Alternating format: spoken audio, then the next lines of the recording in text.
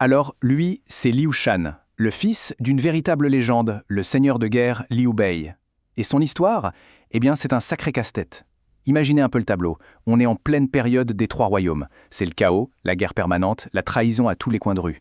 Et au milieu de tout ça, Liu Shan non seulement y survit, mais il va régner plus longtemps que n'importe quel autre empereur de cette époque.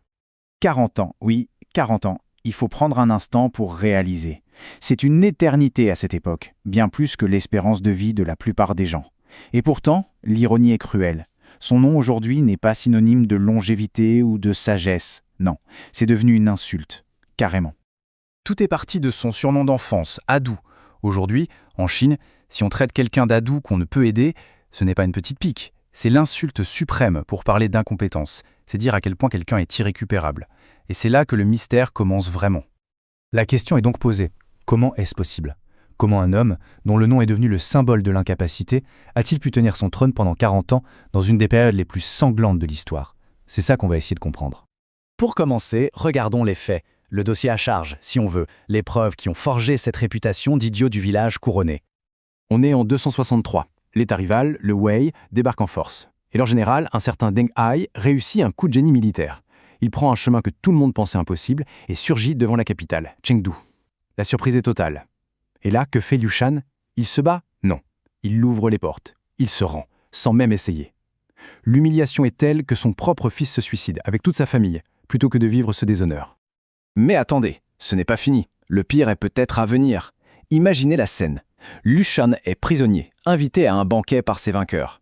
On joue la musique de son ancien royaume. Tous ses anciens ministres présents s'effondrent en larmes. Et lui, Liu Shan, il rigole. On lui demande s'il pense à son royaume perdu, le Shu. Sa réponse est entrée dans la légende. C'est amusant ici, Shu ne me manque pas. Ces quelques mots vont le clouer au pilori de l'histoire. Bon, l'affaire semble entendue, non ? C'est un lâche, un imbécile sans cœur. Le dossier est bouclé.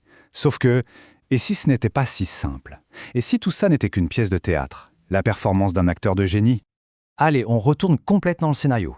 Et si on réexaminait ces mêmes événements, mais cette fois sous l'angle de la survie et même de la ruse ? Reprenons cette fameuse reddition. Lâche, peut-être, mais réfléchissons. S'il avait résisté, qu'est-ce qui se serait passé ? Chengdu n'était pas prête pour un siège. Se battre aurait été un suicide collectif, un bain de sang pour ses habitants, sans aucun espoir de victoire. En se rendant, Liu Shan a peut-être perdu son honneur, mais il a sauvé la vie de toute sa population. Alors, lâcheté ou pragmatisme ? Et ce banquet, alors ? Pour comprendre son attitude, il faut savoir qui était en face de lui. Son geôlier, Sima Zhao, était un homme d'une cruauté et d'une paranoïa légendaires. Il n'hésitait pas une seconde à éliminer toute personne qu'il percevait comme une menace potentielle. Si Liu Shan avait montré le moindre regret, la moindre nostalgie, le moindre signe qu'il rêvait de reconquête, il signait son arrêt de mort, et celui de tous les siens. En jouant l'idiot heureux, il devenait inoffensif. Et dans ce monde-là, être perçu comme inoffensif, c'était la meilleure des assurances-vie. En fait, pour y voir plus clair, il faut comprendre que son long règne de 40 ans n'est pas un bloc uniforme. Il y a eu deux périodes, radicalement différentes. Pendant les 30 premières années, Liu Shan a suivi à la lettre le conseil de son père, écouter ses conseillers, et pas n'importe lesquels, des hommes brillants comme le stratège Zhu Zheliang. Résultat, le royaume était stable, bien géré, prospère. 30 ans de stabilité, ça ne colle pas vraiment avec l'image d'un incapable total, n'est-ce pas ?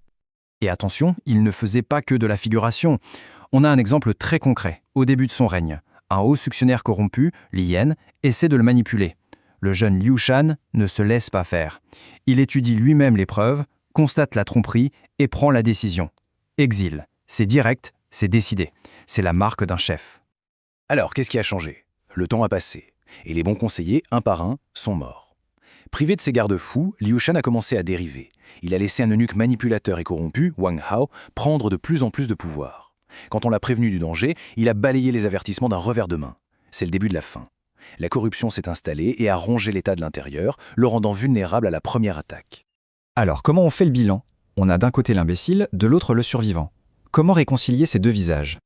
D'un côté, les preuves à charge. La reddition, la citation terrible au banquet, le fait d'avoir laissé la corruption s'installer. Et de l'autre, des arguments troublants. Cette même reddition a sauvé des milliers de vies. Son rôle d'idiot était peut-être un calcul pour survivre. Il a régné de façon stable pendant 30 ans et c'est le seul roi de cette période à avoir perdu son royaume et à être mort de sa belle mort tranquillement dans son lit. Au final, la question reste entière. Liu Shan, Un incapable qui a bénéficié d'une chance incroyable, ou un acteur de génie, un survivant qui a compris que face à des loups, la meilleure défense est de se faire passer pour un agneau inoffensif. Peut-être que dans le jeu du pouvoir, le coup le plus intelligent parfois, c'est de faire croire à tout le monde qu'on ne sait même pas jouer. À chacun de se faire son idée.